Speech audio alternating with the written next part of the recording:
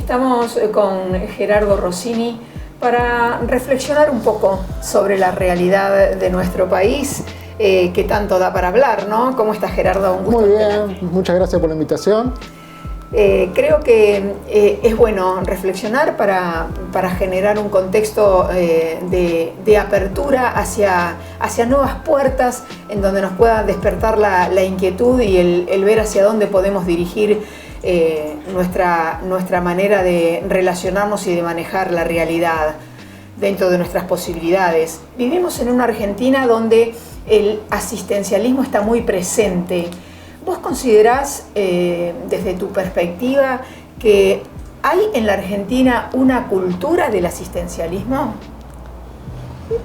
Puede haber casos de gente que se adapte, si la gente se adapta a las condiciones y bueno, hay una adaptación a ciertas condiciones de recibir beneficios sociales, pero hay que mirarlo de otra manera. Es decir, ¿por qué hay tanta gente que depende de la asistencia social? Hay que hacerse esa pregunta. Eso no puede responderse desde casos individuales o porque haya alguien que por razones se beneficia del asistencialismo por razones egoístas. Hay que explicarlo en razones estructurales y hay que mirar un poco que el mundo durante muchas décadas, desde principios del siglo XX hasta la década del 80 más o menos, funcionaba con una economía que estaba basada en la industria y sobre los mercados internos. Y era una economía que era inclusiva.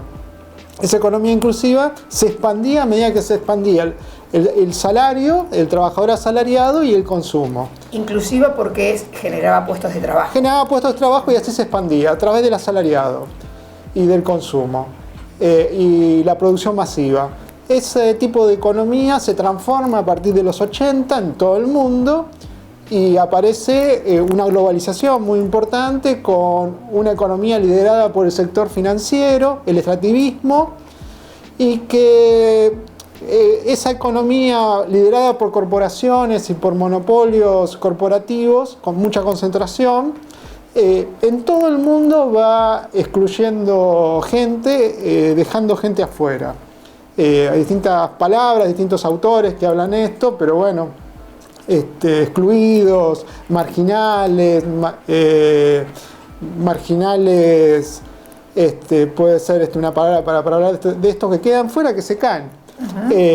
Esto en todo el mundo está pasando, es decir, la crisis de Francia, por ejemplo, la revuelta de Francia, un poco se explica por esto, no solamente se explica porque hay un caso de violencia policial, sino que, bueno, ¿qué es lo que hace estallar ese caso de violencia policial? Sino, bueno, todos estos sectores que se encuentran marginados, que no tienen que ver con inmigrantes nada más, sino que también hay sectores que vienen de generaciones de franceses. O sea, la informalidad laboral no es solamente patrimonio de la Argentina.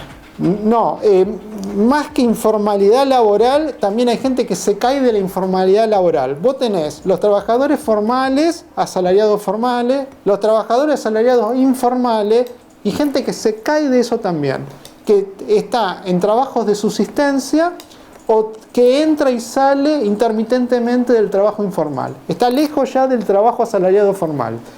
Eso pasa en todo el mundo. Ahora, en la Argentina y en los países latinoamericanos, pero en la Argentina esto es muy importante porque también hay razones endógenas, razones que tienen que ver con las características del país. Y estas razones tienen que ver con políticas que se han implementado en las últimas décadas, con una dirigencia política que juntamente en tándem con un empresariado prebendario tienen privilegios y se benefician de ciertas pautas económicas que en lugar de priorizar el crecimiento y la expansión de la economía, por ahí lo que han hecho es restringirla cada vez más. Claro, polarizarla.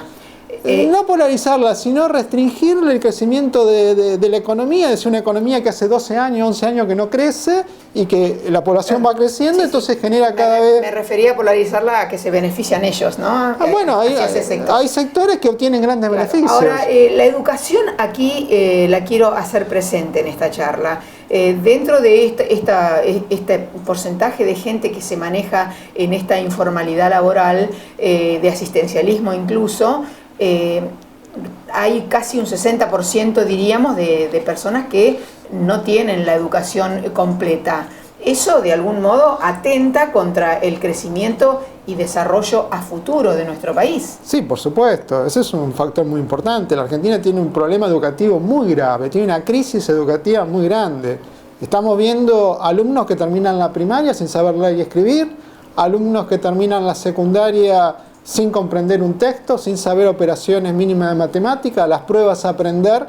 Las últimas dieron que en matemática, por ejemplo, el 90% en el país tuvo rendimiento no satisfactorio. Tenemos, y bueno, además de que del 100% de alumnos que tendrían que terminar la secundaria, el 50% no lo hacen, abandonan antes. Así que evidentemente estamos en una crisis educativa. Eso potencia toda esa situación de gente que queda excluida. Imagínate qué porvenir puede tener un chico que termina la primaria sin saber leer o escribir, que comienza la secundaria y la abandona, sin conocimientos mínimos, sin habilidades mínimas, en un contexto de cierta marginalidad, precariedad de su barrio, de su entorno. ¿Qué posibilidades tiene de proyectarse en una economía productiva, en un sector formal? Ninguna. Entonces, ahora, bueno, dentro de esta realidad que estamos planteando, Gerardo, las capacitaciones hoy por hoy están muy presentes y es prácticamente de algún modo como que opacan la educación formal, porque mucha gente se posiciona hacia las capacitaciones. ¿Cómo poder lograr un equilibrio entre las capacitaciones y la educación formal para que no se pierda y eso impida un desarrollo social de nuestra Argentina, ¿no? Bueno, lo que estábamos diciendo antes habla de la crisis de la educación formal, es decir, una crisis muy, muy fuerte de la educación formal. La educación formal es el eje de un país, tiene que ser, por eso los países que tienen altos niveles de vida tienen una educación de muy buena calidad, general, donde todos los sectores están incluidos.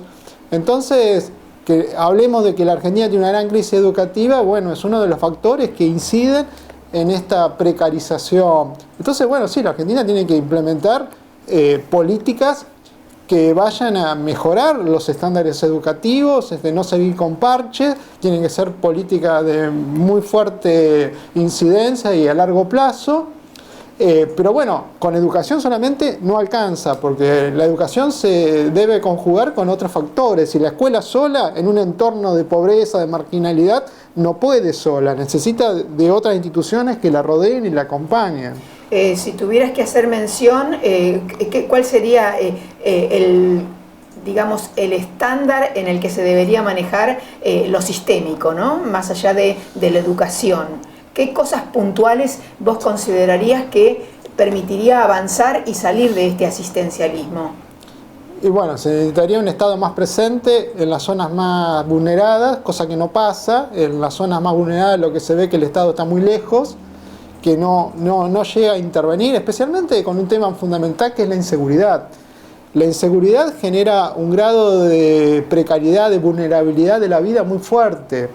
Reduce a algunas familias a tener una vida muy limitada, no pueden beneficiarse del espacio público, no pueden beneficiarse de salir de su casa sin temor. Y por otro lado, el tema de la inseguridad junto con la droga, el narcotráfico, es también un factor que incide a vulnerabilidad de muchos sectores que quedan ahí entrampados en esa lógica. Entonces, obviamente, el Estado tendría que estar más presente desde la seguridad, las políticas de seguridad. Las políticas asistenciales tendrían que ser de trabajo más conjunto, no solamente tan aisladas, porque las familias necesitan fortalecerse desde varios sectores, entonces necesitan ser integrales y necesitan estar entonces aunadas a un proyecto de formación educativa donde los chicos se garantice la inclusión de los chicos. Estamos en una época en la que dentro de muy poco vamos a volver a ir a las urnas para elegir a nuestros futuros gobernantes. ¿Cómo ves esto que estamos hablando en los proyectos de los futuros, los candidatos que tenemos presentes en las listas? Bueno, Elsie, hay que llamar la atención. Te pregunto a vos, ¿vos viste algún candidato hablando de educación? hablando de educación, hablan de educación, no hablan de educación. Entonces, bueno, ese es un grave problema, es decir, nuestros candidatos ante la crisis educativa que tenemos no hablan de educación. También tampoco hablan de cómo van a hacer para realmente encauzar económicamente, productivamente al país. Bueno, tenemos una dirigencia muy mala. Eso no quiere decir que tenemos que ser pesimistas, porque la Argentina tiene factores potenciales muy fuertes. Es decir, la Argentina tiene riquezas que en este momento el mundo está demandando mucho, y esos son factores muy fuertes. Por otro lado, a pesar de que la Argentina tiene una crisis educativa, como diciendo, muy fuerte, tiene sectores vulnerados fuera del sistema educativo, también tiene un núcleo de sector que tiene una fuerte formación, muy buena formación. Hay circuitos, dentro de este problema general, hay circuitos de muy buena educación en la Argentina. Entonces también tenemos gente muy bien preparada, tenemos talento. Entonces tenemos talento en recursos humanos, tenemos recursos naturales. Entonces la Argentina tiene un potencial. Tenemos ese problema, tenemos una dirigencia muy mala, tenemos una dirigencia que está el 99% del tiempo discutiendo cuestiones agonísticas de la política misma, de la competencia política. Es decir, le queda un 1%, 2%, siendo extremo, ¿no?, para dedicarse a la gestión, a los proyectos a largo plazo. Es decir, una gran parte de los recursos económicos y humanos de la política se gastan en la misma competencia política, en el mismo debate político de la puja política. Me remito a un país pequeñito como es Japón, ¿no?, donde son muchos los habitantes. Sin embargo, en ese país tan pequeñito, desarrollado al máximo, hay un concepto de sociedad en donde lo individual traspasa y se convierte en lo integral, ¿no?, lo social. Hay valores que se manejan dentro de esa sociedad donde crecen a través del concepto de que aportando entre todos, trabajando en comunidad, hacen un país como el que ellos tienen. Sin embargo, nosotros en una Argentina con tanta extensión y con tantos habitantes, cada uno maneja su quintita, y ni qué decir de los políticos. Cómo cambiar esa cultura, ¿no? Esa cultura de vivir dentro de una sociedad donde todos somos partes y donde todos deberíamos tirar para el mismo lado. Y bueno, eso se construye con políticas. Por ejemplo, es muy difícil no tener moneda como nosotros. Lo que pasa es que no tenemos moneda, nuestro peso se devalúa con una inflación muy alta, donde no podemos proyectar a largo plazo, no podemos tener confianza entonces a largo plazo en lo económico, en las variables económicas, y creer que eso no incide entonces en el cortoplacismo y en esta cultura del sálvese quien pueda. Entonces, normas y reglas que proyecten a largo plazo, que den confianza, pero especialmente confianza en las cuestiones políticas macro, ¿no? Es decir, es la clase política la que tiene que empezar a dar el ejemplo. Cuando el órgano central de la sociedad, que es el Estado, es el primer transgresor, toda esa transgresión degrada hacia abajo. Entonces transgrede el que está en la cúpula de toda esa jerarquía y transgrede el que está abajo también. Hay una jerarquía de transgresión. Vivimos en una sociedad altamente transgresora. Claro, y ni qué decir cuando obviamente culturalmente está prácticamente acéfala, ¿no? Bueno, la educación... Bueno, claro, es decir, lo que pasa carente. Es que en esa cultura transgresora aparece la idea de que el que es más vivo, el que transgrede es el más vivo, y entonces el que cumple la norma, el que se ata a la norma, es un tonto. Pero realmente también lleva a que atarse a la norma sea ciertamente dificultosa, porque en una sociedad donde todo es cortoplacista y donde todo entra en las ventajas a corto plazo, entonces atenerse a las normas y a las reglas te termina siendo a veces una dificultad.